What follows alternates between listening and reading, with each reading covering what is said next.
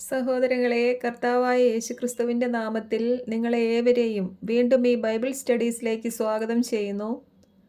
നമ്മളിപ്പോൾ പഠിച്ചുകൊണ്ടിരിക്കുന്നത് ദൈവം പൗലോസ് അപ്പസ്തോലൻ വഴിയായി നമുക്ക് അറിയിച്ചു തന്ന മിസ്റ്ററീസിനെ കുറിച്ചാണ്. 4 മിസ്റ്ററീസ് നമ്മൾ ഇതിനകം പഠിച്ചു കഴിഞ്ഞു. ഇതിന് തൊട്ട് മുൻപത്തെ ക്ലാസ്സിൽ നമ്മൾ പഠിച്ചത് ദൈവത്തിനൊരു രഹസ്യമുണ്ടെന്നും ദൈവത്തിൻ്റെ ആ രഹസ്യമാണ് ക്രിസ്തു എന്നുമാണ്. മനുഷ്യർ ഇനിയും കണ്ടെത്തിയിട്ടില്ലാത്ത അനേകം കാര്യങ്ങൾ ഈ അത്ഭുത പ്രപഞ്ചത്തിലുള്ളപ്പോൾ ഈ അത്ഭുത പ്രപഞ്ചത്തിൻ്റെ സൃഷ്ടാവായ ദൈവം എത്ര അത്ഭുതവാനും അത്യുന്നതനും വിസ്മയനീയനുമായിരിക്കുമെന്ന് നമ്മൾ മനസ്സിലാക്കി. യെശയ്യാ പ്രവചന പുസ്തകത്തിൽ ദൈവം തന്നെ ചോദിക്കുന്നുണ്ട്, കൈക്കുമ്പിളിൽ ആഴികളെ അളക്കുകയും ആകാശവിശാലതയെ ചാണിലൊതുക്കുകയും ഭൂമിയിലെ പൊടിയെ അളവുപാത്രത്തിൽ ഉൾക്കൊള്ളിക്കുകയും പർവ്വതങ്ങളുടെ ഭാരം വെള്ളിക്കോലിൽ നിശ്ചയിക്കുകയും കുന്നുകളെ തുലാസിൽ തൂക്കുകയും ചെയ്യുന്നവൻ ആര്? കർത്താവിൻ്റെ ആത്മാവിനെ നിയന്ത്രിക്കാൻ ആരുണ്ട്? ഏത് ഉപദേശകൻ അവിടുത്തേക്ക് പ്രബോധനം നൽകി? ദൈവത്തെ ആരോട് നിങ്ങൾ തുലനം ചെയ്യും? അവിടുത്തോട് സാദൃശ്യമുള്ള രൂപമേത്? ഭൂമിക്ക് മുകളിൽ ആകാശവിധാനത്തിന് ഉപരി ഉപവിഷ്ടനായിരിക്കുന്നവനാണ് അവിടുന്ന്. ഭൂവാസികൾ വിട്ടിലുകൾക്ക് തുല്യരാണ്. അവിടുന്ന് ആകാശത്തെ തിരശീല പോലെ നിവർത്തുകയും കൂടാരം പോലെ വിരിക്കുകയും ചെയ്യുന്നു. വീണ്ടും ചോദിക്കുന്നു, ആരോട് നിങ്ങൾ എന്നെ ഉപമിക്കും? ആരോടാണ് എനിക്ക് സാദൃശ്യം എന്ന് പരിശുദ്ധനായവൻ ചോദിക്കുന്നു. റോമാലേഖനത്തിൻ്റെ 11-ാം അധ്യായത്തിലും പറയുന്നു, ഹാ, ദൈവത്തിൻ്റെ സമ്പത്തിൻ്റെയും ജ്ഞാനത്തിൻ്റെയും അറിവിൻ്റെയും ആഴം എത്ര വലുത്! അവിടുത്തെ മാർഗങ്ങൾ എത്ര അഗോചരം! ദൈവത്തിൻ്റെ മനസ്സറിഞ്ഞതാര്? ദൈവത്തിന് ഉപദേഷ്ടാവായതാര്? അപ്പോൾ അത്യുന്നത ദൈവത്തിൻ്റെ മുൻപിൽ നിസാരരായ വിട്ടിലുകൾക്ക് തുല്യരായ മനുഷ്യർ ഇവിടെ ഇരുന്ന് ദൈവം ഏകനാണോ ത്രിയേകനാണോ എന്നൊക്കെ ചർച്ച ചെയ്യുന്നത് വിഫലമാണ്. ചർച്ചകൾക്കിടയിൽ ചിലർ പറയും ദൈവം വെള്ളം പോലെയാണെന്ന്.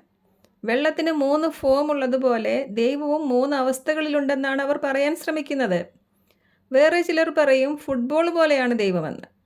അതായത് ഫുട്ബോളിൻ്റെ ഉള്ളിൽ 3 പാർട്ടുള്ളതുപോലെയാണ് ദൈവം എന്നാണ് അവർ പറയാൻ ശ്രമിക്കുന്നത്. വേറെ ചിലർ ദൈവത്തെ ബോർഡിൽ വരച്ച് കാണിച്ച് പഠിപ്പിക്കുന്നവരാണ്. ഇങ്ങനെയൊന്നും നമുക്ക് ദൈവത്തെ ഡിഫൈൻ ചെയ്യാൻ കഴിയില്ല. ബൈബിളിൽ ഇങ്ങനെയൊന്നും ദൈവത്തെ പറഞ്ഞ് മനസ്സിലാക്കാൻ അപ്പസ്തലന്മാരോ പ്രവാചകന്മാരോ ശ്രമിച്ചതായി നമ്മൾ കാണുന്നുമില്ല. ആരോട് നിങ്ങൾ എന്നെ തുലനം ചെയ്യും? ആരോട് നിങ്ങൾ എന്നെ ഉപമിക്കും? ആരോടാണ് എനിക്ക് സാദൃശ്യം എന്ന് ദൈവം തന്നെ ചോദിച്ചിരിക്കുന്നതിനാൽ ഈ തുലനം ചെയ്യലും ഈ ഉപമിക്കലും എല്ലാം ഉപേക്ഷിക്കുന്നതാണ് നല്ലത്. ദൈവം ഭയങ്കരനും അത്ഭുതവാനും വിസ്മയനീയനുമാണ്. അത് ഈ സൃഷ്ടപ്രപഞ്ചം നോക്കിയാൽ തന്നെ നമുക്ക് മനസ്സിലാക്കാം. വെളിപ്പാട് പുസ്തകത്തിൻ്റെ 14-ാം അധ്യായത്തിൽ എല്ലാ മുന്നറിയിപ്പുകൾക്കും ഒടുവിൽ ആകാശത്തിൽ പറന്നുകൊണ്ടൊരു ദൂതൻ ഭൂമിയിലുള്ള സകല ജനതകളോടും ഗോത്രങ്ങളോടും ഭാഷക്കാരോടും രാജ്യങ്ങളോടും വിളിച്ചു പറയുന്നത്, ദൈവത്തെ ഭയപ്പെടുക, അവിടുത്തേക്ക് മഹത്വം നൽകുക, അവിടുത്തെ വിധിയുടെ സമയം വന്നു കഴിഞ്ഞു, ആകാശത്തെയും ഭൂമിയെയും സമുദ്രത്തെയും നീരുറവുകളെയും സൃഷ്ടിച്ചവനെ ആരാധിക്കുവിൻ എന്നാണ് ആ ദൂതൻ വിളിച്ചു പറയുന്നത്. അപ്പോൾ ഈ ഭയങ്കര സൃഷ്ടികളുടെ സൃഷ്ടാവായ ദൈവം എത്ര വലിയവനായിരിക്കും? ദൈവം ദൂതൻ വഴി അവസാനമായി ലോകത്തിന് നൽകുന്ന മുന്നറിയിപ്പ് ഇങ്ങനെയാണ് എഴുതിയിരിക്കുന്നത്. ഇനി ബൈബിൾ ആരംഭിക്കുന്നത് തന്നെ എങ്ങനെയാണ്? ആദിയിൽ ദൈവം ആകാശവും ഭൂമിയും സൃഷ്ടിച്ചു എന്ന് പറഞ്ഞുകൊണ്ടാണ് ദൈവത്തിൻ്റെ പുസ്തകമായ ബൈബിൾ ആരംഭിക്കുന്നത് തന്നെ. ദൈവം ആരാ, എന്താ, ഏതാ, ദൈവത്തിൻ്റെ പേരെന്താ, ദൈവം എങ്ങനെയാണ് ഇരിക്കുന്നത്? ഇങ്ങനത്തെ ചോദ്യങ്ങൾക്കൊന്നും ഇവിടെ സ്ഥാനമില്ല. ദൈവം ദൈവം തന്നെ. ആദിയിൽ ദൈവം ആകാശവും ഭൂമിയും സൃഷ്ടിച്ചു എന്ന് പറഞ്ഞുകൊണ്ടാണ് ദൈവത്തിൻ്റെ വചനമായ ബൈബിൾ ആരംഭിക്കുന്നത്. അപ്പോൾ ബൈബിളിൽ കർത്താവോ ദൂതന്മാരോ അപ്പസ്തലന്മാരോ പ്രവാചകന്മാരോ ഒന്നും പറഞ്ഞിട്ടില്ലാത്ത രീതിയിൽ നമ്മളും ദൈവത്തെ ഡിഫൈൻ ചെയ്യാൻ ശ്രമിക്കണ്ട. അത് ശരിയല്ല, ശരിയാവുകയുമില്ല. ഒരിക്കൽ ക്രിസ്തു ശിഷ്യനായ ഫിലിപ്പോസ് യേശുക്രിസ്തുവിനോട് പറഞ്ഞു, കർത്താവെ, പിതാവിനെ ഞങ്ങൾക്ക് കാണിച്ചു തരിക, ഞങ്ങൾക്ക് അത് മതിയെന്ന്. അപ്പോൾ കർത്താവ് എന്താണ് പറഞ്ഞത്? ഇക്കാലം അത്രയും ഞാൻ നിങ്ങളോടുകൂടെ ആയിരുന്നിട്ടും ഫിലിപ്പോസെ, നീ എന്നെ അറിയുന്നില്ലേ? എന്നെ കാണുന്നവൻ പിതാവിനെ കാണുന്നു. പിന്നെ പിതാവിനെ കാണിച്ചു തരിക എന്ന് നീ പറയുന്നത് എങ്ങനെ? അടുത്ത വാക്യം ശ്രദ്ധിക്കുക.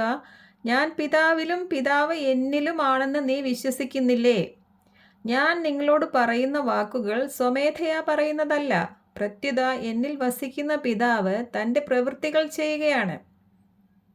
വീണ്ടും കർത്താവ് പറയുന്നു, 11-ാം വാക്യം, ഞാൻ പിതാവിലും പിതാവ് എന്നിലുമാണെന്ന് ഞാൻ പറയുന്നത് നിങ്ങൾ വിശ്വസിക്കുവിൻ. ഇതാണ് കഴിഞ്ഞ ക്ലാസ്സിൽ നമ്മൾ പഠിച്ച മിസ്റ്ററി. അതായത് ദൈവത്തിനൊരു രഹസ്യമുണ്ട്. ആ രഹസ്യം ക്രിസ്തുവാണ്. അഥവാ ദൈവം ക്രിസ്തുവിലാണ്, ക്രിസ്തു ദൈവത്തിലാണ്. ആത്മാവ് ഒന്നാണ്. എൻ്റെ ആത്മാവ് അവൻ്റെ മേലുണ്ട് എന്ന് പുത്രനെക്കുറിച്ച് പറഞ്ഞിരിക്കുന്നു. ഇതൊരു ഫെലോഷിപ്പാണ്. പിതാവും പുത്രനും തമ്മിലുള്ള ഫെലോഷിപ്പ്. ഇതൊരു മിസ്റ്ററിയാണ്. സ്വർഗത്തിൽ എത്തുമ്പോൾ മാത്രം നമ്മൾ എല്ലാവരും മനസ്സിലാക്കാൻ പോകുന്ന ഒരു മിസ്റ്ററിയാണിത്. ശ്രദ്ധിച്ചു കേൾക്കുക. ഇന്നത്തെ നമ്മുടെ വിഷയം ക്രിസ്തുവിൻ്റെ രഹസ്യം എന്ന വിഷയമാണ്. എന്നാൽ അതിനു മുൻപായി വീണ്ടും ഇത്രയും പറഞ്ഞത് പിതാവും പുത്രനും തമ്മിലുള്ള ഫെലോഷിപ്പ് അല്ലെങ്കിൽ ആ ആത്മബന്ധം എന്താണെന്ന് അല്പം കൂടി മനസ്സിലാക്കണം. എന്നാലേ ക്രിസ്തുവിൻ്റെ രഹസ്യം അല്ലെങ്കിൽ മിസ്റ്ററി ഓഫ് ക്രൈസ്റ്റ് എന്ന ഇന്ന് നമ്മൾ പറയാൻ പോകുന്ന രഹസ്യം എന്താണെന്ന് മനസ്സിലാവുകയുള്ളൂ. സോ ഇക്കാര്യം മനസ്സിൽ അണ്ടർലൈൻ ചെയ്ത് വെക്കുക. ദൈവം ക്രിസ്തുവിലാണ്, ക്രിസ്തു ദൈവത്തിലാണ്. ഇനി ഇന്നത്തെ വിഷയത്തിലേക്ക് വരികയാണ്. എഫേസ്യ ലേഖനത്തിൻ്റെ 3-ാം അധ്യായത്തിൻ്റെ 4-ാം വാക്യത്തിൽ ക്രിസ്തുവിൻ്റെ രഹസ്യം അല്ലെങ്കിൽ മിസ്റ്ററി ഓഫ് ക്രൈസ്റ്റ് എന്ന് പറഞ്ഞിരിക്കുന്ന മിസ്റ്ററി എന്താണ് എന്നതാണ് ഇന്നത്തെ നമ്മുടെ വിഷയം. കൃപയുടെ സുവിശേഷത്തിൻ്റെ മർമ്മപ്രധാനമായ ഭാഗങ്ങൾ അടങ്ങിയ മനോഹരമായ അധ്യായങ്ങളാണ് എഫേസ്യ ലേഖനത്തിൻ്റെ 1, 2, 3 അധ്യായങ്ങൾ. 3-ാം അധ്യായത്തിൻ്റെ 1-ാം വാക്യം മുതൽ വായിക്കാം. ഇക്കാരണത്താൽ വിജാതീയരായ നിങ്ങൾക്കു വേണ്ടി തടവുകാരനായി തീർന്നിരിക്കുന്ന പൗലോസ് എന്ന ഞാൻ. ഇവിടെ ഒന്ന് നിർത്തുകയാണ്. ഇതൊരു നോൺ സ്റ്റോപ്പ് പാസേജ് ആണ്. ഇതിൽ ഫുൾ ഓഫ് മിസ്റ്ററീസുമാണ്. അതുകൊണ്ട് പതുക്കെ നിർത്തി പറയാം. ഇവിടെ എന്താണ് പറഞ്ഞത്? ഇക്കാരണത്താൽ വിജാതീയരായ നിങ്ങൾക്ക് വേണ്ടി യേശുക്രിസ്തുവിനെ പ്രതി തടവുകാരനായിരിക്കുന്ന പൗലോസ് എന്ന ഞാൻ. ഏത് കാരണത്താൽ? ആർക്കു വേണ്ടി? ആരെ പ്രതിയാണ് പൗലോസ് തടവിലായിരിക്കുന്നത്? ഇക്കാരണത്താൽ എന്ന് പറയുമ്പോൾ അതിൻ്റെ കാരണം അതിൻ്റെ മുൻപ് പറഞ്ഞിട്ടുണ്ടാകണം. മുൻപത്തെ അധ്യായങ്ങളിൽ എന്തൊക്കെയാണ് പൗലോസ് പറഞ്ഞത്? 1, 2 അധ്യായങ്ങളിൽ ഇതിനു മുൻപ് യഹൂദർക്ക് നൽകപ്പെട്ട പ്രവചന പുസ്തകങ്ങളിൽ ഒന്നും ഒരു പ്രവാചകനും പിതാക്കന്മാരും പറഞ്ഞിട്ടില്ലാത്ത പുതിയ മിസ്റ്ററി ഇൻഫോർമേഷൻസ് ആണ് പൗലോസ് അപ്പസ്തോലൻ പറയുന്നത്. അന്നുവരെയും യഹൂദർ മാത്രം ദൈവത്തെ അറിയുന്നവരും യഹൂദർ മാത്രം ദൈവവുമായി കണക്ഷനുള്ളവരും അവർ ദൈവം സംസാരിക്കുന്ന ജനവും അവർ ദൈവത്തിൻ്റെ അരുളപ്പാടുകൾ ഭരമേൽപ്പിക്കപ്പെട്ട ജനവും ദൈവവചനം അവരുടെ അടുക്കിലേക്ക് വന്നതിനാൽ അവർ ദൈവങ്ങൾ എന്ന് ദൈവത്താൽ തന്നെ വിളിക്കപ്പെട്ടവരുമായിരുന്നു. യഹൂദർ മനുഷ്യരല്ലേ, അവരെ ദൈവങ്ങൾ എന്ന് ദൈവം വിളിക്കുകയോ? ദൈവം ഏകനല്ലേ എന്നൊക്കെ നിങ്ങളിപ്പോൾ അത്ഭുതപ്പെട്ടിട്ടുണ്ടാവും. എന്നാൽ അത്ഭുതപ്പെടേണ്ട, ദൈവം അവരെ ദൈവങ്ങൾ എന്ന് വിളിച്ചിട്ടുണ്ട്. ഒരിക്കൽ യേശു ക്രിസ്തു ഞാനും പിതാവും ഒന്നാണ്, എന്നെ കാണുന്നവൻ പിതാവിനെ കാണുന്നു എന്നെല്ലാം പറഞ്ഞപ്പോൾ യഹൂദർ യേശുവിനെ എറിയാൻ കല്ലെടുത്തു. അപ്പോൾ യേശു ക്രിസ്തു അവരോട് ചോദിച്ചു, പിതാവിൽ നിന്നുള്ള അനേകം നല്ല പ്രവൃത്തികൾ ഞാൻ നിങ്ങളെ കാണിച്ചു. ഇവയിൽ ഏത് പ്രവൃത്തി മൂലമാണ് നിങ്ങൾ എന്നെ കല്ലെറിയുന്നത് എന്ന്. അപ്പോൾ യഹൂദർ പറഞ്ഞു, എന്തെങ്കിലും നല്ല പ്രവൃത്തികൾ മൂലമല്ല, ദൈവദൂഷണം മൂലമാണ് ഞങ്ങൾ നിന്നെ കല്ലെറിയുന്നത്. കാരണം മനുഷ്യനായിരിക്കെ നീ നിന്നെ തന്നെ ദൈവമാക്കുന്നു. ഇത്രയുമായപ്പോൾ യേശുക്രിസ്തു അവരോട് ചോദിക്കുകയാണ്, നിങ്ങൾ ദൈവങ്ങളാണെന്ന് ഞാൻ പറഞ്ഞു എന്ന് നിങ്ങളുടെ നിയമത്തിൽ എഴുതപ്പെട്ടിട്ടില്ലേ? ദൈവവചനം ആരുടെ അടുക്കിലേക്ക് വന്നുവോ അവരെ ദൈവങ്ങൾ എന്ന് വിളിച്ചു എങ്കിൽ പിതാവ് വിശുദ്ധീകരിച്ച് ലോകത്തിലേക്ക് അയച്ച എന്നെ ഞാൻ ദൈവപുത്രനാണ് എന്ന് പറഞ്ഞതുകൊണ്ട് നീ ദൈവദൂഷണം പറയുന്നു എന്ന് നിങ്ങൾ കുറ്റപ്പെടുത്തുന്നുവോ? അപ്പോൾ എന്താണ് ഇവിടെ സംഭവിക്കുന്നത്? ഞാനും പിതാവും ഒന്നാണ് എന്ന് പറഞ്ഞപ്പോഴാണ് യഹൂദർ യേശുവിനെ എറിയാൻ കല്ലെടുത്തത്. കാരണം അവർ ഏകദൈവ വിശ്വാസികളാണ്. അവർക്ക് യേശു ഞാനും പിതാവും ഒന്നാണ് എന്ന് പറഞ്ഞതിൻ്റെ അർത്ഥം മനസ്സിലായില്ല. അപ്പോഴാണ് യേശു പറയുന്നത്, നിങ്ങളെപ്പോലും ദൈവങ്ങൾ എന്ന് നിങ്ങളുടെ നിയമത്തിൽ എഴുതിയിട്ടുണ്ട്, എന്നിട്ടാണോ ഞാൻ ദൈവപുത്രനാണ് എന്ന് പറഞ്ഞതിന് നിങ്ങൾ എന്നെ കല്ലെറിയുന്നത് എന്നാണ് ചോദിച്ചത്. ഇനി എവിടെയാണ് അവരെ ദൈവങ്ങൾ എന്ന് വിളിച്ചിരിക്കുന്നത് എന്ന് നമുക്ക് നോക്കാം. സങ്കീർത്തനങ്ങൾ 82-ാം അധ്യായം. സങ്കീർത്തനങ്ങൾ 82-ാം അധ്യായത്തിൻ്റെ 1-ാം വാക്യം. ദൈവം ദൈവസഭയിൽ നിൽക്കുന്നു. അവൻ ദേവന്മാരുടെ ഇടയിൽ ന്യായം വിധിക്കുന്നു. ഇവിടെ ദേവന്മാരുടെ എന്നല്ല വേണ്ടത്, ദൈവം ദൈവങ്ങളുടെ ഇടയിൽ ന്യായം വിധിക്കുന്നു എന്നാണ് ഇംഗ്ലീഷ് ബൈബിളിൽ എഴുതിയിരിക്കുന്നത്. KJBയിൽ നിന്ന് വായിക്കാം. God standeth in the congregation of the mighty, he judgeth among the gods. ഇവിടെ ഗോഡ്സ് എന്ന പദം ശ്രദ്ധിക്കുക. ദൈവം ദൈവങ്ങളുടെ ഇടയിൽ ന്യായം വിധിക്കുന്നു എന്നാണ് വായിക്കേണ്ടത്. ഇനി 6-ാം വാക്യം നോക്കൂ.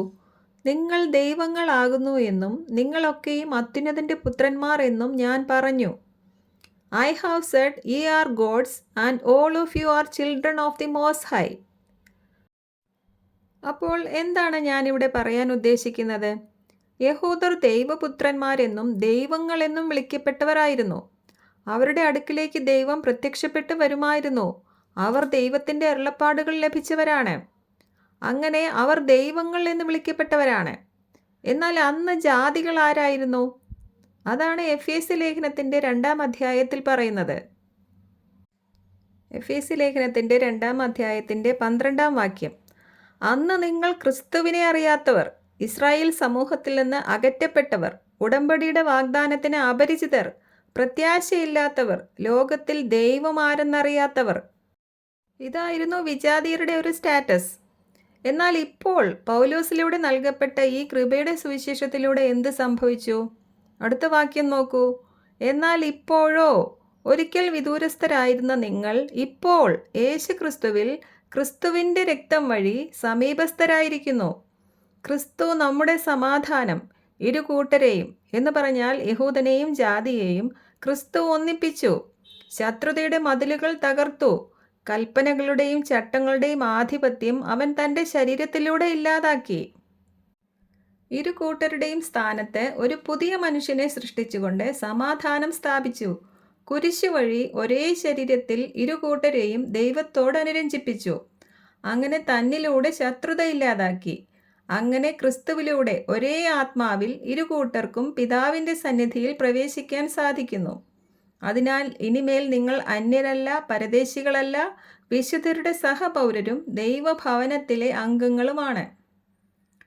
ശ്രദ്ധിക്കുക, പൗലോസ് അപ്പസ്തോലൻ ഈ പറയുന്നതെല്ലാം പൗലോസിന് നൽകപ്പെട്ട കൃപയുടെ സുവിശേഷത്തിലെ വ്യവസ്ഥകളാണ്. ഇത് യഹൂദർക്ക് നേരത്തെ നൽകപ്പെട്ടിരുന്ന പ്രവചന പദ്ധതിയിലെ വ്യവസ്ഥകളല്ല. പ്രവചന പദ്ധതിയിൽ യഹൂദർ ശ്രേഷ്ഠജനവും ജാതികൾ അവരുടെ താഴെയുമാണ്. പ്രവചന പദ്ധതിയിൽ ഇസ്രയേൽ എന്ന രാജ്യം മറ്റെല്ലാ രാജ്യങ്ങളെക്കാളും ഉയർന്നു നിൽക്കും. മറ്റു രാജ്യങ്ങളും ജനങ്ങളും അനുഗ്രഹിക്കപ്പെടണമെങ്കിൽ അവർ യഹൂദരുടെ അടുക്കിലേക്ക് വരണം, ജെറുസലേമിലേക്ക് വരണം. എന്നാൽ അവർ ആ പദ്ധതി റിജക്റ്റ് ചെയ്തതുകൊണ്ട് ആ പദ്ധതി തൽക്കാലം നിർത്തിവെച്ചിട്ടാണ് പൗലോസിലൂടെ ഈ mystery dispensation of the grace of God ദൈവം ആരംഭിച്ചിരിക്കുന്നത്. ഈ കൃപയുടെ സുവിശേഷത്തിൽ മാത്രമാണ് യഹൂദനെന്നോ ജാതിയെന്നോ വ്യത്യാസമില്ലാതെ ഒരേ ആത്മാവിൽ ഒരേ ശരീരത്തിൽ ഇരുകൂട്ടരെയും ഒന്നാക്കി പിതാവിൻ്റെ സന്നിധിയിൽ നിർത്തുന്നത്. ഇങ്ങനെ ക്രിസ്തുവിൽ ഒന്നായ യഹൂദനെന്നോ ജാതിയെന്നോ വ്യത്യാസമില്ലാത്ത സകല രാജ്യങ്ങളിൽ നിന്നുള്ള ഒരു മഹാപുരുഷാരമാണ് വെളിപ്പാട് പുസ്തകത്തിൻ്റെ 7-ാം അധ്യായത്തിൽ സ്വർഗത്തിൽ പിതാവിൻ്റെ സന്നിധിയിൽ എത്തി നിൽക്കുന്നത്. പൗലോസ് ഇപ്പോൾ ഇവിടെ പറഞ്ഞതുപോലെ ഇരു കൂട്ടരും ക്രിസ്തുവിൻ്റെ രക്തത്താൽ കഴുകി വിശുദ്ധരാക്കപ്പെട്ട് ഇപ്പോൾ പിതാവിൻ്റെ സന്നിധിയിൽ അവിടെ എത്തി നിൽക്കുകയാണ്. എന്നാൽ 6-ാം മുദ്രയിലെ ആ റാപ്ചർ നടന്നു കഴിഞ്ഞാൽ ഉടനെ യഹൂദനെന്നും ജാതിയെന്നും വീണ്ടും വ്യത്യാസം ദൈവം കൽപ്പിക്കും. അതുകൊണ്ടാണ് റാപ്ചർ നടന്നു കഴിഞ്ഞാൽ ഉടനെ 144,000 യഹൂദ പുരുഷന്മാരെ മുദ്രയിടുന്നത്. അപ്പോൾ മുതൽ വീണ്ടും അവരുടെ പ്രവചന പദ്ധതി റീസ്റ്റാർട്ട് ആവുകയാണ് അവിടെ. പറഞ്ഞു വരുന്നത്, പൗലോസ് അപ്പസ്തോലൻ എന്ത് കാരണത്താലാണ് ഇപ്പോൾ ജയിലിൽ ആയിരിക്കുന്നത് എന്നാണ്. എന്ത് കാരണത്താലാണ്? പൗലോസിനെ കർത്താവ് ഭരമേൽപ്പിച്ച ഈ കൃപയുടെ സുവിശേഷം പ്രസംഗിച്ചതിൻ്റെ പേരിൽ. ഇതിൽ യഹൂദനെന്നോ ജാതിയെന്നോ സ്ത്രീയെന്നോ പുരുഷനെന്നോ വ്യത്യാസമില്ല. ഇതിൽ വിശ്വസിക്കുന്ന എല്ലാവരും ക്രിസ്തുവിൽ ഒന്നാണ്. വിശ്വാസം വഴി കൃപയാൽ നിങ്ങൾ രക്ഷിക്കപ്പെട്ടു. ക്രിസ്തുവിനോടുകൂടെ നിങ്ങളെ ഉയർപ്പിച്ച് സ്വർഗത്തിൽ ക്രിസ്തുവിനോടുകൂടെ നിങ്ങളെ ഇരുത്തുകയും ചെയ്തിരിക്കുന്നു. ഇതെല്ലാം പ്രസംഗിച്ചതിൻ്റെ പേരിലാണ് ഇപ്പോൾ പൗലോസ് തടവിലായിരിക്കുന്നത്. യഹൂദർ അവർ ഒരു മഹിമയേറിയ ജനമാണെന്ന് കരുതിയിരിക്കുമ്പോൾ ഇപ്പോൾ യഹൂദനെന്നോ ജാതിയെന്നോ വ്യത്യാസമില്ല, എല്ലാവരും ക്രിസ്തുവിൽ ഒന്ന്, പരിച്ഛേദനത്തിൻ്റെ ആവശ്യമില്ല, ന്യായപ്രമാണത്താൽ അല്ല, ക്രിസ്തുവിലുള്ള വിശ്വാസത്താലാണ് നമ്മൾ നീതീകരിക്കപ്പെടുന്നത് എന്നെല്ലാം പൗലോസ് പ്രസംഗിക്കുന്നത് കേട്ടാൽ യഹൂദർ വെറുതെ ഇരിക്കുമോ? ഇല്ല. വിശ്വാസികളായ യഹൂദരിൽ നിന്ന് പോലും പൗലോസിന് ബുദ്ധിമുട്ടുകൾ നേരിടേണ്ടി വന്നിട്ടുണ്ട്. യഹൂദർ പൗലോസിനെ പല പ്രാവശ്യം കൊല്ലാൻ ശ്രമിച്ചിരുന്നു. കൊല്ലാൻ കഴിയാത്തതുകൊണ്ട് ഇപ്പോൾ ജയിലിൽ അടച്ചിരിക്കുകയാണ്. അങ്ങനെ ജയിലിൽ ആയിരിക്കുമ്പോഴാണ് ഈ ലേഖനം പൗലോസ് അപ്പസ്തോലൻ എഴുതുന്നത്. ഇനി ആർക്കു വേണ്ടിയാണ് പൗലോസ് ഇതെല്ലാം പ്രസംഗിച്ചതും ഇതെല്ലാം സഹിച്ചതും? വിജാതീയരായ നമ്മൾക്ക് വേണ്ടിയാണ്. ഗലാത്യ ലേഖനത്തിൽ പൗലോസ് അപ്പസ്തോലൻ പറയുന്നുണ്ട്, എന്നാൽ ക്രിസ്തുവിലുള്ള ഞങ്ങളുടെ സ്വാതന്ത്ര്യത്തെ ചൂഷണം ചെയ്ത് ഞങ്ങളെ അടിമത്തത്തിൽ കൊണ്ടുചെന്ന് എത്തിക്കുന്നതിന് വ്യാജ സഹോദരന്മാർ രഹസ്യത്തിൽ കടന്നുകൂടി. അവർക്ക് ഞങ്ങൾ നിമിഷ നേരത്തേക്ക് പോലും വശപ്പെട്ടില്ല. അതെന്തിനായിരുന്നു? അത് സുവിശേഷത്തിൻ്റെ സത്യം നിങ്ങൾക്ക് വേണ്ടി, അതായത് വിജാതീയരായ നമ്മൾക്ക് വേണ്ടി നിലനിർത്തേണ്ടതിനാണ്. അങ്ങനെ പൗലോസ് അപ്പസ്തോലൻ അന്ന് ഈ സുവിശേഷത്തിൻ്റെ സത്യം നിലനിർത്തിയില്ലായിരുന്നു എങ്കിൽ ഇന്ന് ക്രിസ്ത്യാനിറ്റി എന്ന് പറയുന്നത് ജുഡായിസം പോലെ ആയേനെ. അപ്പോൾ കൃപയുടെ സുവിശേഷത്തിൻ്റെ സത്യവും ന്യായപ്രമാണത്തിൽ നിന്നുള്ള സ്വാതന്ത്ര്യവും വിജാതീയരായി നമ്മൾക്ക് വേണ്ടി നിലനിർത്തേണ്ടതിനാണ് പൗലോസ് പലപ്പോഴും പീഡിപ്പിക്കപ്പെട്ടതും ഇപ്പോൾ തടവിലായിരിക്കുന്നതും. അങ്ങനെ ഒടുവിൽ പൗലോസ് നമ്മൾക്ക് വേണ്ടി കൊല്ലപ്പെടുകയായിരുന്നു. 12 അപ്പോസ്തലന്മാരും പീഡിപ്പിക്കപ്പെട്ടിട്ടുണ്ട്, തടവിലായിട്ടുണ്ട്, കൊല്ലപ്പെട്ടിട്ടുണ്ട്. എന്നാൽ അതെല്ലാം അവർക്ക് വേണ്ടിയും അവർക്ക് ലഭിക്കാൻ പോകുന്ന സ്ഥാനങ്ങൾക്ക് വേണ്ടിയും അവർ രാജാക്കന്മാരായി ഭൂമിമേൽ വാഴുന്ന ദൈവരാജ്യത്തിനു വേണ്ടിയുമായിരുന്നു. എന്നാൽ വിജാതീയരുടെ അപ്പസ്തോലനായ പൗലോസ് പീഡിപ്പിക്കപ്പെട്ടതും തടവിലായതും നമ്മൾക്ക് വേണ്ടി ഈ കൃപയുടെ സുവിശേഷ സത്യങ്ങൾ വിളിച്ചു പറഞ്ഞതിൻ്റെ പേരിലാണ്. ഈ കൃപയുടെ സുവിശേഷ സത്യങ്ങൾ നിലനിർത്തേണ്ടതിനു വേണ്ടിയാണ്. ഇന്നും അങ്ങനെ തന്നെയാണ്. കൃപയുടെ ഈ നിർമ്മല സുവിശേഷം കേൾക്കുമ്പോൾ തങ്ങൾ എന്തൊക്കെയോ ആണെന്ന് വിചാരിക്കുന്ന ന്യായപ്രമാണവാദികൾക്ക് ഇത് പിടിക്കുകയില്ല. നമ്മൾ കൃപയാലാണ് രക്ഷ എന്ന് പറയുമ്പോൾ അവർ പറയും, അപ്പോൾ ന്യായപ്രമാണം വേണ്ടേ, ജലസ്നാനം വേണ്ടേ, എങ്ങനെ വേണേലും ജീവിക്കാമെന്നാണോ നിങ്ങൾ പറയുന്നത് എന്നൊക്കെ അവർ ചോദിക്കും. എന്നാൽ കൃപയുടെ സുവിശേഷം പ്രസംഗിക്കുന്ന പലരും തന്നെ ഇതുപോലെ തന്നെ മുമ്പ് ചിന്തിച്ചിരുന്നവരാണ്. പലരും ജലസ്നാനം സ്വീകരിച്ചവരാണ്. എന്നാൽ ക്രിസ്തുവിനെക്കുറിച്ചുള്ള പരിജ്ഞാനത്തിൽ മുന്നോട്ട് വളർന്നപ്പോഴാണ് ക്രിസ്തുവിനെക്കുറിച്ചുള്ള പരിജ്ഞാനത്തിൻ്റെ ശ്രേഷ്ഠത നിമിത്തം എല്ലാം ചപ്പും ചവറും എന്ന് എണ്ണി മുന്നോട്ട് പോയ പൗലോസിനെ പോലെ നമ്മൾ മുന്നോട്ട് പോകുന്നത്. നമ്മൾ ചെയ്യുന്ന എന്തെങ്കിലും പ്രവൃത്തികൾ മൂലമല്ല നമ്മൾ ക്രിസ്തുവിൽ പൂർണ്ണരാണ് എന്ന് നമ്മൾക്ക് മനസ്സിലായി. ക്രിസ്തുവിൽ വളരുമ്പോഴേ ഇത് നമുക്ക് മനസ്സിലാവുകയുള്ളൂ. പാപം ചെയ്താലും ഒരു കുഴപ്പമില്ല എന്നല്ല നമ്മൾ പ്രസംഗിക്കുന്നത്. കൃപയുടെ സുവിശേഷത്തിന് പാപത്തിൽ നിന്ന് നമുക്ക് സ്വാതന്ത്ര്യം വരുത്താനുള്ള പവർ ഉണ്ട് എന്നാണ് നമ്മൾ പറയുന്നത്. ഇത് കൃപ മനസ്സിലായവർക്ക് മാത്രം മനസ്സിലാവുന്ന കാര്യങ്ങളാണ്. ഇനി ബാക്കി വചനഭാഗങ്ങളിൽ പൗലോസ് അപ്പസ്തോലൻ എന്താണ് പറയുന്നത് എന്ന് നോക്കൂ. നിങ്ങൾക്കായി എനിക്ക് ലഭിച്ച ദൈവകൃപയുടെ വ്യവസ്ഥയെക്കുറിച്ച് ഞാൻ മീതെ ചുരുക്കത്തിൽ എഴുതിയതുപോലെ വെളിപ്പാടിനാൽ എനിക്കൊരു മർമ്മം അറിയായി വന്നു എന്ന് നിങ്ങൾ കേട്ടിട്ടുണ്ടല്ലോ. ഒരു dispensation of the grace of God, അല്ലെങ്കിൽ ഒരു ദൈവകൃപയുടെ വ്യവസ്ഥ, ഒരു ദൈവകൃപയുടെ സുവിശേഷം ദൈവം പൗലോസിനെ ഭരമേൽപ്പിച്ചിരിക്കുകയാണ്. 3-ാം വാക്യത്തിൽ പറയുന്നത് ഈ സുവിശേഷം ഒരു മിസ്റ്ററിയാണെന്നും വെളിപ്പാടിലൂടെയാണ് ഇത് പൗലോസിന് നൽകപ്പെട്ടത് എന്നുമാണ്. 9-ാം വാക്യത്തിൽ ഈ സുവിശേഷം സകലതും സൃഷ്ടിച്ച ദൈവത്തിൽ അനാദികാലം മുതൽ മറഞ്ഞുകിടന്ന ഒരു രഹസ്യത്തിൻ്റെ വ്യവസ്ഥയാണെന്നും ഇത് എല്ലാവർക്കും പറഞ്ഞു കൊടുക്കാനുള്ള കൃപ അദ്ദേഹത്തിന് നൽകപ്പെട്ടിരിക്കുന്നു എന്നുമാണ്. അപ്പോൾ ഈ സുവിശേഷ രഹസ്യങ്ങൾ അനാദികാലം മുതൽ ദൈവത്തിൽ മറഞ്ഞിരുന്ന രഹസ്യങ്ങളാണെങ്കിൽ ഇത് 12 അപ്പോസ്തലന്മാർ പ്രസംഗിക്കുന്ന സുവിശേഷം അല്ല എന്നിവിടെ വ്യക്തമാണ്. അപ്പോൾ എന്താണ് ഈ 3 വചനഭാഗങ്ങളിൽ നിന്ന് മനസ്സിലായത്? പൗലോസിന് വെളിപ്പാടിലൂടെ ഒരു രഹസ്യം വെളിപ്പെട്ട് കിട്ടിയിരിക്കുന്നു. അത് ദൈവകൃപയുടെ ഒരു വ്യവസ്ഥ, അല്ലെങ്കിൽ അത് ദൈവകൃപയുടെ സുവിശേഷമാണ്. അതൊരു ഡിസ്പെൻസേഷനാണ്. എന്ന് പറഞ്ഞാൽ something to dispense is given to apostle Paul. എല്ലാവർക്കും വിശദീകരിച്ച് വിതരണം ചെയ്തു കൊടുക്കുവാൻ, പറഞ്ഞ് മനസ്സിലാക്കി കൊടുക്കുവാൻ, അങ്ങനെ അത് വിശ്വസിച്ച് സ്വീകരിക്കുന്നവരെ യഹൂദനെന്നോ ജാതിയെന്നോ വ്യത്യാസമില്ലാതെ ക്രിസ്തുവിനോട് ചേർത്ത് ദൈവത്തോട് രമ്യതപ്പെടുത്തുവാൻ, നിരപ്പിക്കുവാൻ ഈ നിരപ്പിൻ്റെ ശുശ്രൂഷ, ഈ നിരപ്പിൻ്റെ സുവിശേഷം, മിനിസ്ട്രി ഓഫ് റീകൺസിലിയേഷൻ പൗലോസിനെ ദൈവം ഭരമേൽപ്പിച്ചിരിക്കുകയാണ്. ശ്രദ്ധിക്കുക, ഇത് 12 അപ്പോസ്തലന്മാർ പ്രസംഗിക്കുന്ന സുവിശേഷമല്ല. ഇത് വെളിപ്പാട് വഴി പൗലോസിന് ഇപ്പോൾ വെളിപ്പെട്ട് കിട്ടിയ രഹസ്യമാണ്. പൗലോസ് സുവിശേഷം എന്ന് പറയുന്നത് മുഴുവനും പൗലോസിന് ലഭിച്ച ഈ മിസ്റ്ററി ഗോസ്പലാണ്. മറ്റൊരു സുവിശേഷം ഇല്ല, ഇതിൽ നിന്ന് വ്യത്യസ്തമായൊരു സുവിശേഷം. ഇനി ഞങ്ങൾ തന്നെയോ സ്വർഗത്തിൽ നിന്നൊരു ദൂതൻ തന്നെയോ നിങ്ങളോട് പ്രസംഗിച്ചാൽ അവൻ ശപിക്കപ്പെട്ടവൻ എന്ന് പൗലോസ് പറയുന്നുണ്ട്. അതിൻ്റെ അർത്ഥം എന്താണ്? ഈ കൃപായുഗം റാപ്ചറോട് കൂടി തീരുന്നത് വരെ ഈ കൃപായുഗത്തിൽ ഈ കൃപയുടെ സുവിശേഷം അല്ലാതെ മറ്റൊരു സുവിശേഷം ആരെങ്കിലും പ്രസംഗിച്ചാൽ അവൻ ശപിക്കപ്പെട്ടവൻ എന്നാണ് പൗലോസ് പറയുന്നത്. എന്നാൽ ഇവിടെ വീണ്ടും ശ്രദ്ധിക്കുക, കൃപായുഗം റാപ്ചറോട് കൂടി അവസാനിച്ചു കഴിഞ്ഞാൽ പിന്നീട് സുവിശേഷം പ്രസംഗിക്കുന്നത് 144,000 യഹൂദരാണ്, 2 സാക്ഷികളാണ്, സ്വർഗത്തിൽ നിന്നുള്ള ദൂതന്മാരാണ്. അതായത് റാപ്ചറോടുകൂടി കൃപായുഗം അവസാനിച്ച് കഴിയുമ്പോൾ കാര്യങ്ങൾ വീണ്ടും മാറിമറിയും. വെളിപ്പാട് പുസ്തകത്തിൻ്റെ 14-ാം അധ്യായത്തിൽ ദൂതന്മാർ തന്നെ സുവിശേഷം പറയുന്നുണ്ട്. എന്താണ് ആ ദൂതന്മാർ വിളിച്ചു പറയുന്നത്? ഒരു ദൂതൻ അറിയിക്കുന്നത് ആകാശത്തെയും ഭൂമിയെയും സമുദ്രത്തെയും നീരുറവുകളെയും സൃഷ്ടിച്ച ദൈവത്തെ ആരാധിക്കുവിൻ എന്നാണ്. കാരണം എന്താണ്? അവിടെ മറ്റൊരുവൻ ഞാനാണ് ദൈവം എന്ന് പറഞ്ഞ് ജെറുസലേം ദേവാലയത്തിൽ സ്ഥാനം പിടിച്ചിരിക്കുകയാണ്.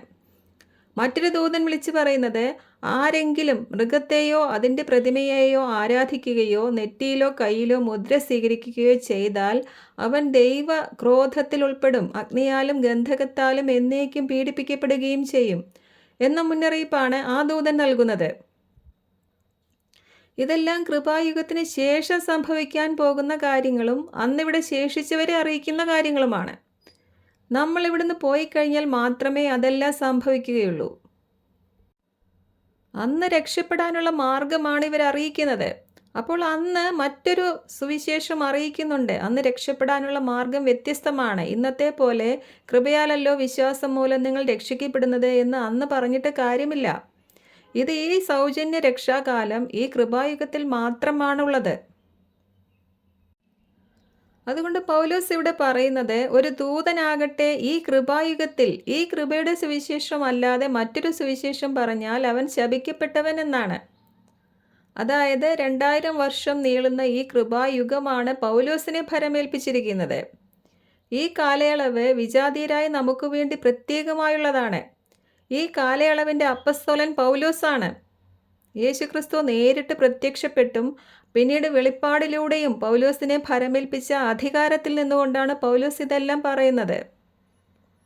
അതുകൊണ്ട് ഈ കൃപായുഗത്തിൽ രക്ഷ കൃപയാൽ വിശ്വാസത്താൽ ആയിരിക്കെ ഇതിന് വിപരീതമായ എന്തെങ്കിലും ആരെങ്കിലും ഇവിടെ പ്രസംഗിച്ചാൽ അവൻ ശപിക്കപ്പെട്ടവൻ എന്നാണ് പൗലോസ് ഇവിടെ പറയുന്നത്.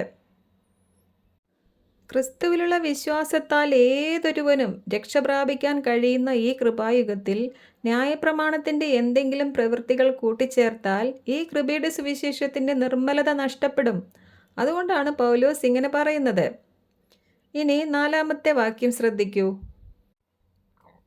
അത് വായിക്കുമ്പോൾ ക്രിസ്തുവിൻ്റെ രഹസ്യത്തെക്കുറിച്ച് എനിക്ക് ലഭിച്ചിരിക്കുന്ന ഉൾക്കാഴ്ച എന്തെന്ന് നിങ്ങൾക്ക് മനസ്സിലാക്കാം. അപ്പോൾ എന്താണ് മനസ്സിലാക്കാൻ കഴിയുന്നത്? 1-2 അധ്യായങ്ങളിൽ പൗലോസ് അപ്പോസ്തലൻ ഈ രഹസ്യത്തെക്കുറിച്ച് അല്പമായി എഴുതിയിട്ടുണ്ട്, ചുരുക്കമായി എഴുതിയിട്ടുണ്ട്. അത് വായിക്കുമ്പോൾ ഇന്നത്തെ വിഷയമായ ക്രിസ്തുവിൻ്റെ രഹസ്യത്തെക്കുറിച്ച് പൗലോസിന് ലഭിച്ചിരിക്കുന്ന ഉൾക്കാഴ്ച എന്തെന്ന് നമുക്ക് മനസ്സിലാക്കാം എന്നാണ് ഇവിടെ പറഞ്ഞത്. 1-2 അധ്യായങ്ങളിൽ പൗലോസ് നിർത്താതെ പറയുന്ന വേഴ്സസ് എല്ലാം തന്നെ ക്രിസ്തുവിൻ്റെ ഈ രഹസ്യത്തെക്കുറിച്ചുള്ളതാണ്. കുറച്ച് വചനഭാഗങ്ങൾ വായിക്കാം.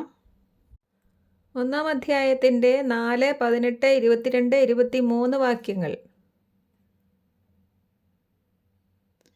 തൻ്റെ മുമ്പാകെ സ്നേഹത്തിൽ പരിശുദ്ധരും നിഷ്കളങ്കരുമായിരിക്കാൻ ലോകസ്ഥാപനത്തിനു മുമ്പേ അവിടുന്ന് നമ്മെ ക്രിസ്തുവിൽ തിരഞ്ഞെടുത്തിരിക്കുന്നു. ഏത് തരത്തിലുള്ള പ്രത്യാശയിലേക്കാണ് അവിടുന്ന് നിങ്ങളെ വിളിച്ചിരിക്കുന്നതെന്ന് അറിയാനും വിശുദ്ധർക്ക് അവകാശമായി അവിടുന്ന് വാഗ്ദാനം ചെയ്തിരിക്കുന്ന മഹത്വത്തിൻ്റെ സമൃദ്ധി മനസ്സിലാക്കാനും നിങ്ങളുടെ ആന്തരിക നേത്രങ്ങളെ അവിടുന്ന് പ്രകാശിപ്പിക്കട്ടെ എന്ന് പൗലോസ് പ്രാർത്ഥിക്കുകയാണ്. വീണ്ടും 22-23 വാക്യങ്ങളിൽ പറയുന്നു, അവിടുന്ന് എല്ലാ വസ്തുക്കളെയും ക്രിസ്തുവിൻ്റെ പാദങ്ങൾക്ക് കീഴിലാക്കുകയും എല്ലാറ്റിനും മുകളിൽ ക്രിസ്തുവിനെ സഭയ്ക്ക് തലവനായി നിയമിക്കുകയും ചെയ്തു. സഭ ക്രിസ്തുവിൻ്റെ ശരീരമാണ്. എല്ലാ വസ്തുക്കളിലും സകലതും പൂർത്തിയാക്കുന്ന ക്രിസ്തുവിൻ്റെ പൂർണ്ണതയുമാണ് സഭ. ഇനി 2-ാം അധ്യായത്തിൻ്റെ 4, 5, 6, 12, 13, 15, 16, 18, 19 വാക്യങ്ങൾ വായിക്കാം.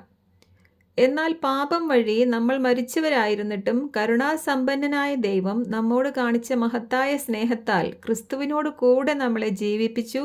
കൃപയാൽ നിങ്ങൾ രക്ഷിക്കപ്പെട്ടു. യേശു ക്രിസ്തുവിനോട് കൂടെ അവിടുന്ന് നമ്മളെ ഉയർപ്പിച്ച് സ്വർഗത്തിൽ അവനോടുകൂടെ ഇരുത്തുകയും ചെയ്തിരിക്കുന്നു.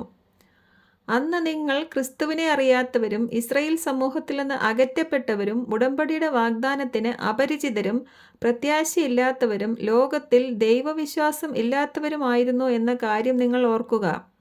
എന്നാൽ ഒരിക്കൽ വിദൂരസ്ഥരായിരുന്ന നിങ്ങൾ ഇപ്പോൾ യേശു ക്രിസ്തുവിൽ അവൻ്റെ രക്തം വഴി സമീപസ്ഥരായിരിക്കുന്നു.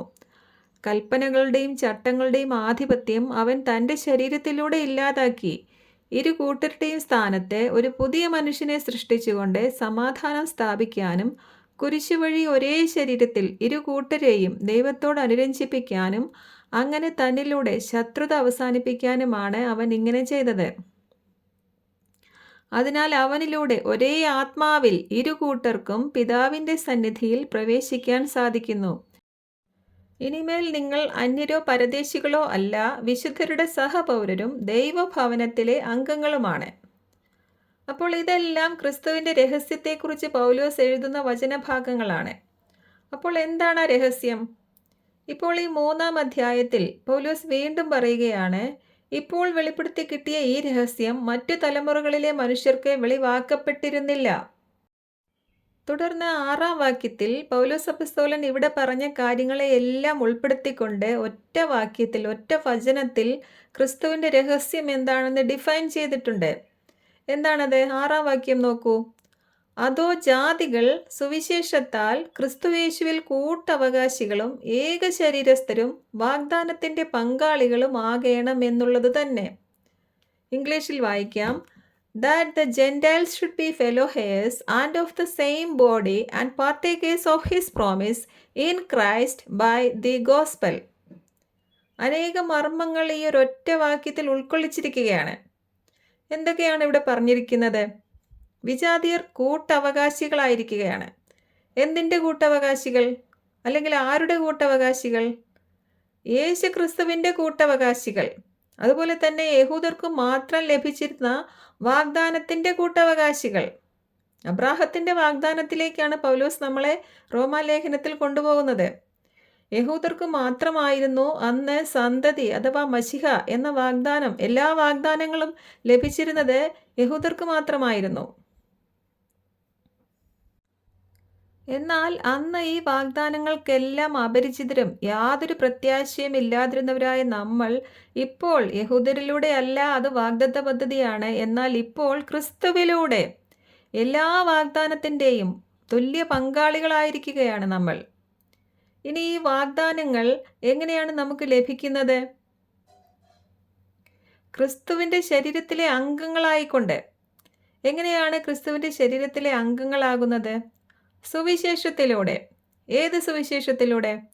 ഇപ്പോൾ പൗലോസിന് വെളിപ്പാടിലൂടെ ലഭിച്ചതും ഇതിനു മുൻപായി മറ്റാർക്കും വെളിപ്പെട്ട് കിട്ടിയിട്ടില്ലാത്തതുമായ ഈ കൃപയുടെ സുവിശേഷത്തിലൂടെ. എന്താണ് കൃപയുടെ സുവിശേഷം? അതിൻ്റെ പ്രത്യേകത എന്താണ്? നമ്മൾ പാപം വഴി മരിച്ചവരായിരുന്നിട്ടും കരുണാസമ്പന്നനായ ദൈവം നമ്മളോട് കാണിച്ച മഹത്തായ സ്നേഹത്താൽ വിശ്വാസം വഴി കൃപയാൽ നമ്മൾ ഇതിലേക്ക് പ്രവേശിച്ചു. വിശ്വാസം വഴി എന്ന് പറഞ്ഞാൽ എന്താണ് ആ വിശ്വാസം? എന്താണ് നമ്മൾ വിശ്വസിക്കേണ്ടത്? അതാണ് 1 കൊറിന്ത്യൻസ് 15-ാം അധ്യായത്തിൽ പൗലോസ് ഡിഫൈൻ ചെയ്തിരിക്കുന്നത്. ക്രിസ്തു നമ്മുടെ പാപങ്ങൾക്ക് വേണ്ടി മരിച്ചു, സംസ്കരിക്കപ്പെട്ടു, 3-ാം നാൾ നമ്മുടെ നീതീകരണത്തിനായി ഉയർപ്പിക്കപ്പെട്ടു. ഇതാണ് നമ്മൾ വിശ്വസിക്കേണ്ടത്. എഫേസ്യർ 2-ാം അധ്യായത്തിൽ പൗലോസ് ഇക്കാര്യം എങ്ങനെയാണ് പറയുന്നത്? 13 വാക്യം നോക്കൂ. മുൻപ് വിദൂരസ്ഥരായിരുന്ന നിങ്ങൾ ഇപ്പോൾ ക്രിസ്തുയേശുവിൽ ക്രിസ്തുവിൻ്റെ രക്തത്താൽ സമീപസ്ഥരായി തീർന്നിരിക്കുന്നു. By the blood of Christ. ഇനി 15 വാക്യം നോക്കൂ. കൽപ്പനകളുടെയും ചട്ടങ്ങളുടെയും ആധിപത്യം അവൻ തൻ്റെ ശരീരത്തിലൂടെ ഇല്ലാതാക്കി ഇരുപക്ഷത്തെയും ഏക ശരീരത്തിൽ ഒന്നാക്കി. Both unto God in one body by the cross. ഇനി 18 വാക്യം നോക്കൂ. ക്രിസ്തു മുഖാന്തരം ഇരുകൂട്ടർക്കും ഏക ആത്മാവിനാൽ പിതാവിങ്കലേക്ക് പ്രവേശനം ലഭിച്ചിരിക്കുന്നു.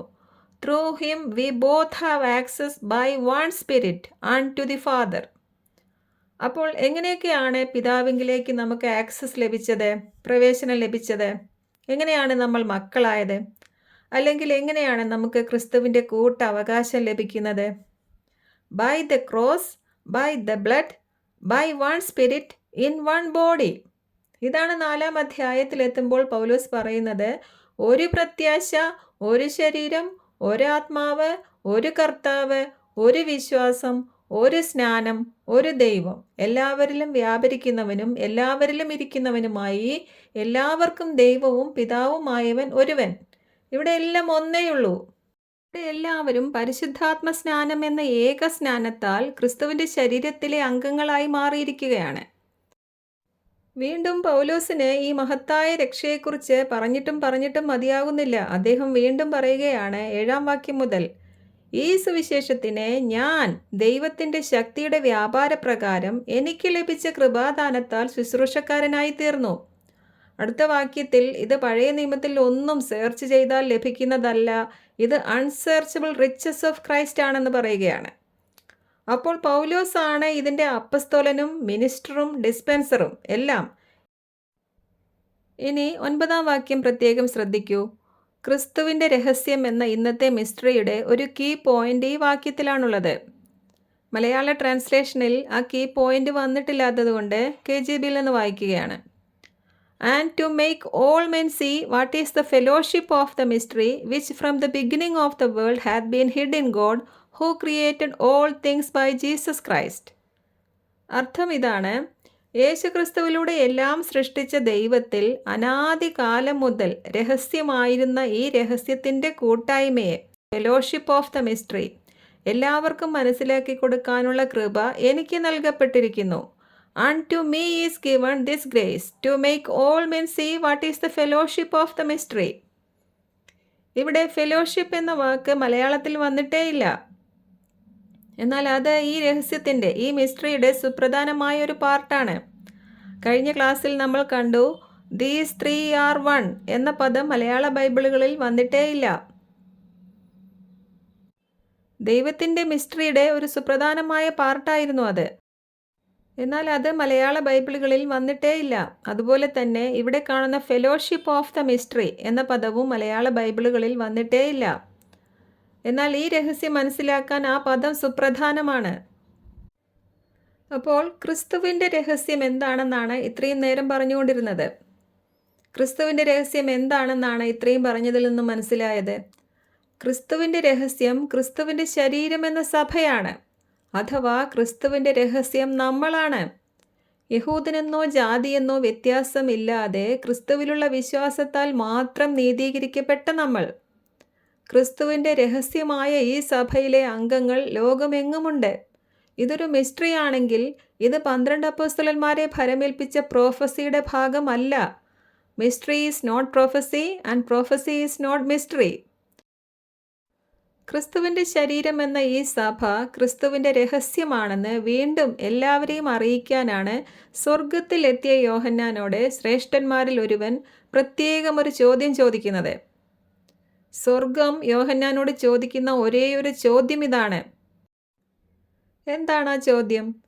ദൈവസിംഹാസനത്തിന് ചുറ്റും 24 സിംഹാസനങ്ങളിലായി ഇരിക്കുന്ന സ്വർഗീയ സഭയിലെ 24 ശ്രേഷ്ഠന്മാരിൽ ഒരാൾ യോഹന്നാനോട് സ്വർഗത്തിൽ റാപ്ചറായി പിതാവിൻ്റെയും പുത്രൻ്റെയും മുന്നിൽ നിൽക്കുന്ന നമ്മളെ കാണിച്ചുകൊണ്ട് ചോദിക്കുകയാണ്, വെള്ള നിലയങ്കി ധരിച്ചിരിക്കുന്ന ഇവർ ആരാണ്? ഇവർ എവിടെ നിന്ന് വരുന്നു? 1-ാം അധ്യായത്തിൽ വെള്ള നിലയങ്കി ധരിച്ച് തലയും തലമുടിയും വെളുത്ത പഞ്ഞി പോലെയും വെളുത്ത മഞ്ഞു പോലെയുമായി കാണപ്പെട്ട കർത്താവിൻ്റെ അതേപോലെയുള്ള നിലയങ്കി ധരിച്ചവരായി കാണപ്പെടുന്ന ഈ മഹാപുരുഷാരം ക്രിസ്തുവിൻ്റെ രക്തത്തിൽ തങ്ങളുടെ അങ്കി വെളുപ്പിച്ചിരിക്കുന്നു എന്ന് വീണ്ടും പറഞ്ഞ് നമ്മൾ ക്രിസ്തുവിൻ്റെ അതേ വേഷധാരികളായി നമ്മൾ ക്രിസ്തുവിൻ്റെ ശരീരം എന്ന സഭയാണ് എന്നിവിടെ കാണിക്കുകയാണ്. നമ്മൾ എവിടെയാണിപ്പോൾ നിൽക്കുന്നത്? സ്വർഗത്തിൽ ദൈവസിംഹാസനത്തിന് മുൻപിലും പുത്രൻ്റെ മുൻപിലും, before the throne and before the lamb. നമുക്ക് ലഭിച്ചിരിക്കുന്ന സ്ഥാനം കാണിക്കുകയാണിവിടെ. എല്ലാ ആധിപത്യങ്ങളുടെയും അധികാരങ്ങളുടെയും ശിരസായ ക്രിസ്തുവിൽ നമ്മൾ പൂർണ്ണരാണ്. നമ്മുടെ ശിരസ് ക്രിസ്തുവാണ്, ക്രിസ്തുവിൻ്റെ ശിരസോ ദൈവം. ഒരു ഹെഡ് ബോഡി ഫെലോഷിപ്പാണ് നമുക്ക് ക്രിസ്തുവുമായും അങ്ങനെ ദൈവവുമായും ലഭിച്ചിരിക്കുന്നത്. ഇങ്ങനെ ഒരു ഹെഡ് ബോഡി ഫെലോഷിപ്പ് ഇതിനു മുൻപൊന്നും ദൈവം ആർക്കും ഓഫർ ചെയ്തിരുന്നില്ല. That is why it is A mystery. So ക്രിസ്തുവിൻ്റെ ശരീരം എന്ന സഭയായ നമ്മൾ തന്നെയാണ് ക്രിസ്തുവിൻ്റെ രഹസ്യം. ഇതൊരു മിസ്റ്ററി സഭയാണ്, ഇതൊരു മിസ്റ്ററി ഫെലോഷിപ്പാണ്. അഥവാ ഇത് നമുക്ക് ക്രിസ്തുവിലുള്ള ബന്ധത്തെ കാണിക്കുന്നതാണ്. Or we can say mystery of Christ is a fellowship. എഫീസ്യ ലേഖനത്തിലും മറ്റെല്ലാ ലേഖനങ്ങളിലും പൗലോസ് പറയുന്ന ഈ രഹസ്യം പറഞ്ഞാൽ തീരുന്നതല്ല. ദൈവത്തിൻ്റെ ഹൃദയത്തിൽ യുഗങ്ങളോളം ആരോടും പറയാതെ സൂക്ഷിച്ച മിസ്റ്ററീസ് ആണ് നിങ്ങൾ കേട്ടുകൊണ്ടിരിക്കുന്നത്. അൺസെർച്ചബിൾ റിച്ചസ് ഓഫ് ക്രൈസ്റ്റ് ആണ് നിങ്ങൾ കേട്ടുകൊണ്ടിരിക്കുന്നത്. സോ എന്തെല്ലാം കാര്യങ്ങളാണ് ഇന്ന് പറഞ്ഞത് എന്ന് വീണ്ടും വീണ്ടും കേൾക്കുക, അതേപ്പറ്റി ധ്യാനിക്കുക. ഇന്നത്തെ ക്ലാസ് ഇവിടെ നിർത്തുകയാണ്. ഇതിൻ്റെ ബാക്കി അടുത്ത ക്ലാസ്സിൽ പറയാം. ഈ രഹസ്യത്തിൻ്റെ പ്രാധാന്യവും പ്രത്യേകതകളും മനസ്സിലാക്കണമെങ്കിൽ ഇനിയും കുറേ കാര്യങ്ങൾ പറയാനുണ്ട്. അതുകൊണ്ട് അടുത്ത ക്ലാസ്സിൽ ഫെലോഷിപ്പ് ഓഫ് ദ മിസ്റ്ററി, അല്ലെങ്കിൽ ഈ രഹസ്യത്തിൻ്റെ കൂട്ടായ്മ എന്താണെന്നും അതിൻ്റെ പ്രത്യേകത എന്താണെന്നും നമുക്ക് പഠിക്കാം. ആ ഗ്ലോറിയസ് ഫെലോഷിപ്പ് എന്താണെന്നറിയാൻ വീണ്ടും കാത്തിരിക്കുക. ദൈവം ഏവരെയും അനുഗ്രഹിക്കട്ടെ. ആമേൻ.